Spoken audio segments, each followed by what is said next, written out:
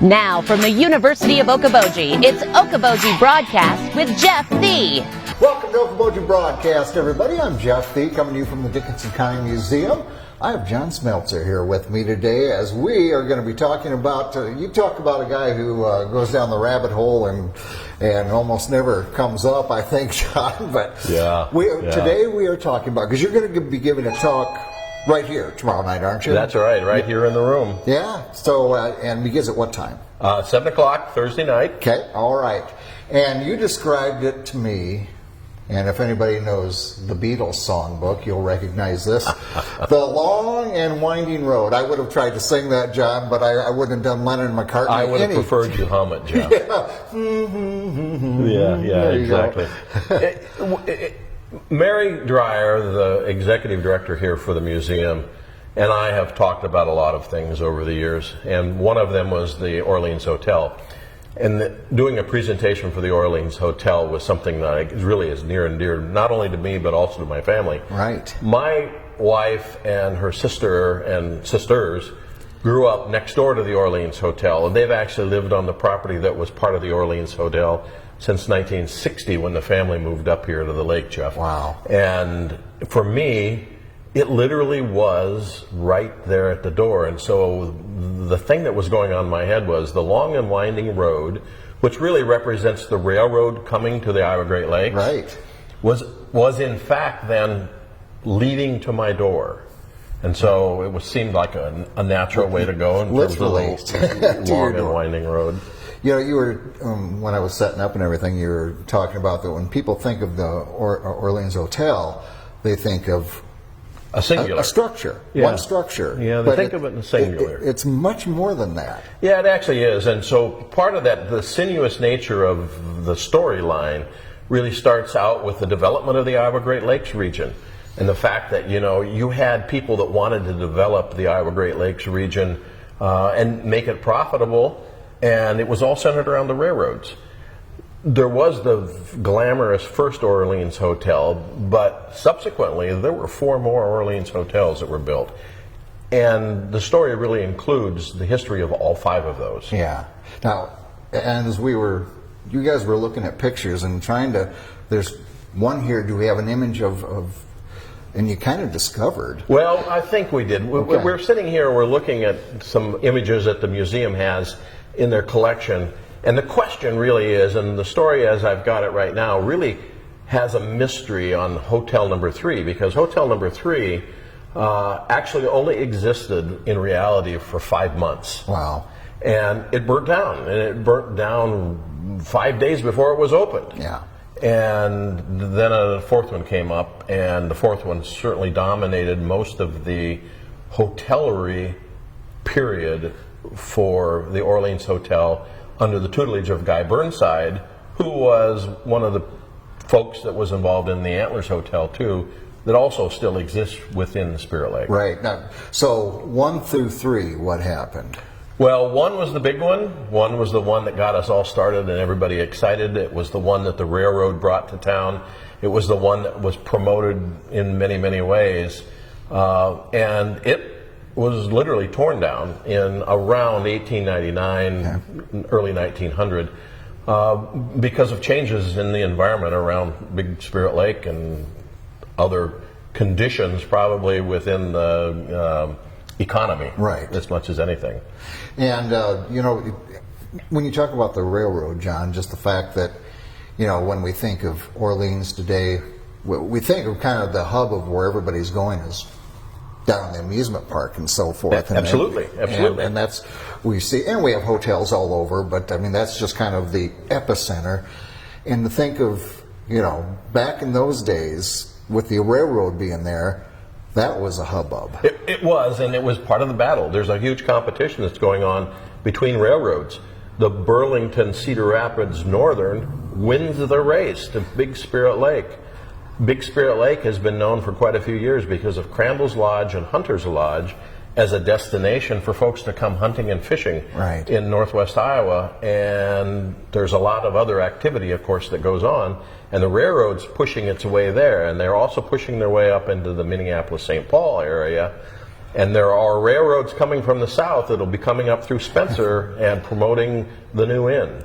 And it's not too many years later that the new inn is created on West Okoboji, which lived for a long time, only to see itself come to an end here just in the last several years. Yeah, and that's a sad thing as well. And, you talk about fishing. I mean, back then there was hunting and fishing, but long before there was motorboats. Fishing must have been kind of the primary recreation going on. Well, there were a whole variety of things going on here.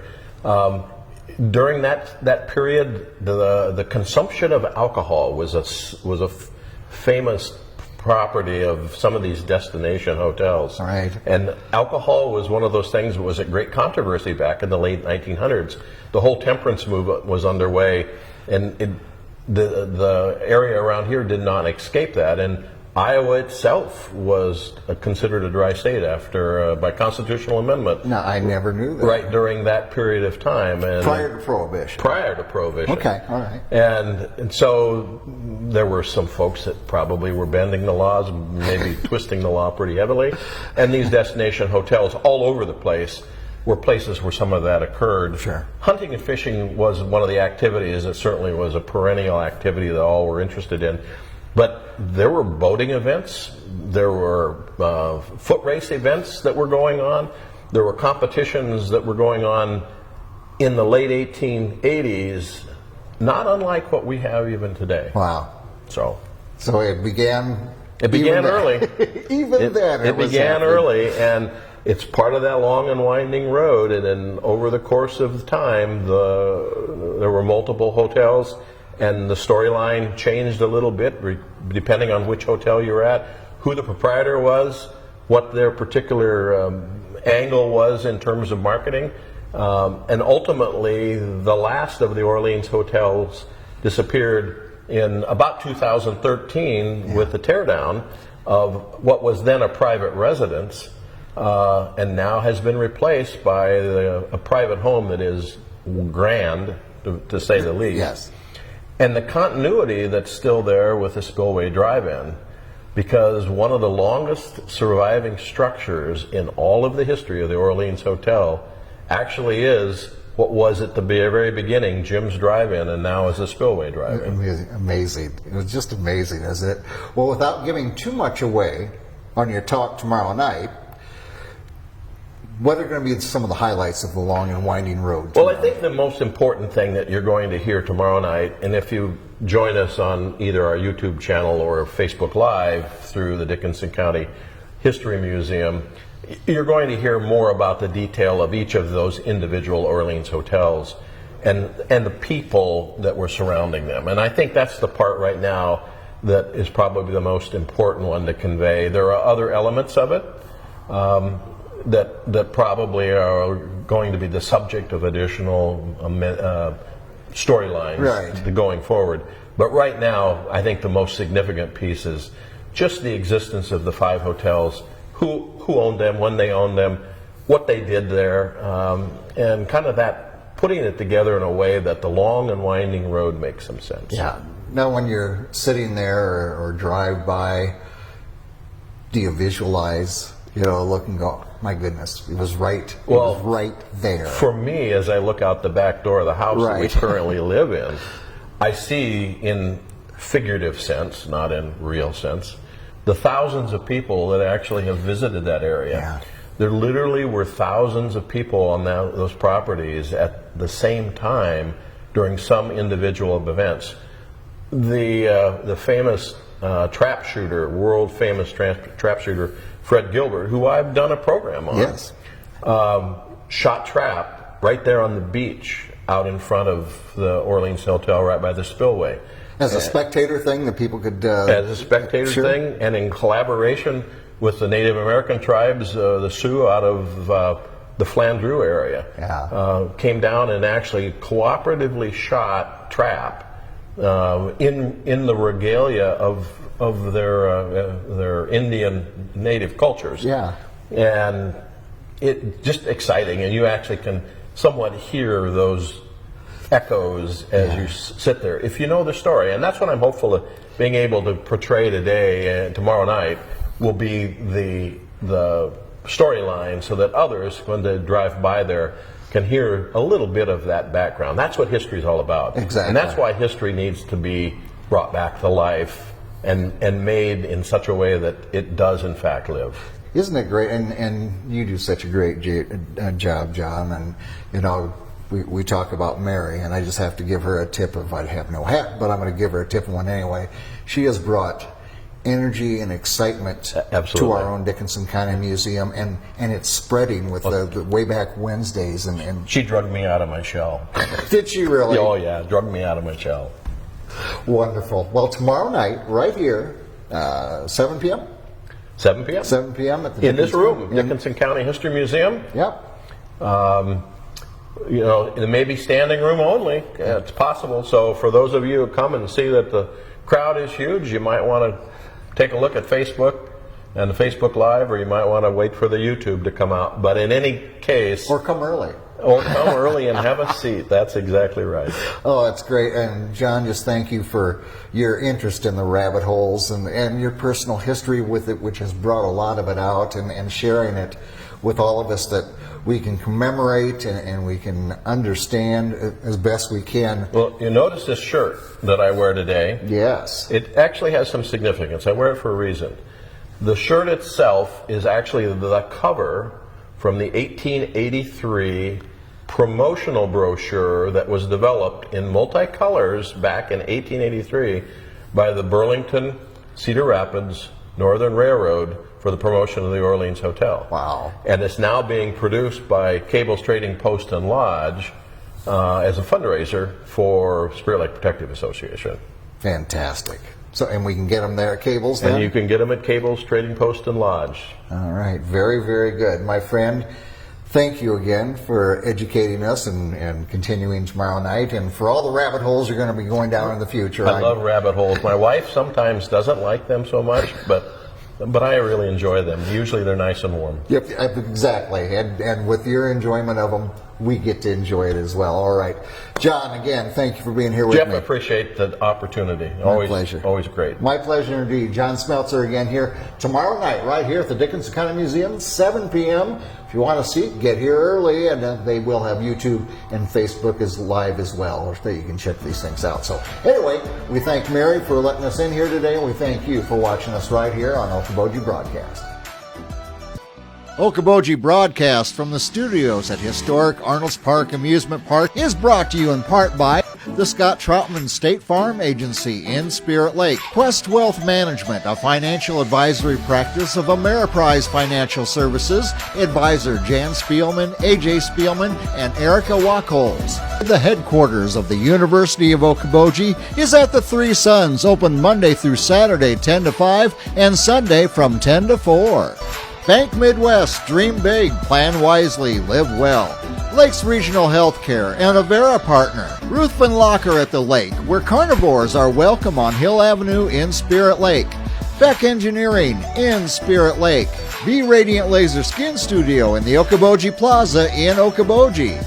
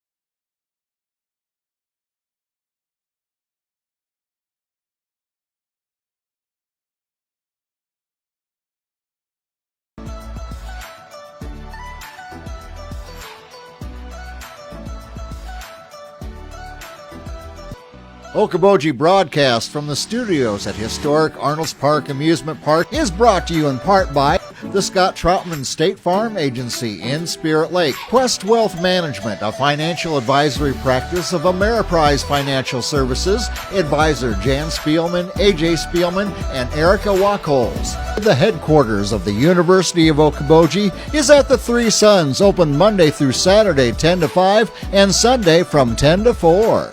Bank Midwest, dream big, plan wisely, live well. Lakes Regional Healthcare and Avera Partner. Ruthven Locker at the Lake, where carnivores are welcome on Hill Avenue in Spirit Lake. Beck Engineering in Spirit Lake. Be Radiant Laser Skin Studio in the Okoboji Plaza in Okoboji.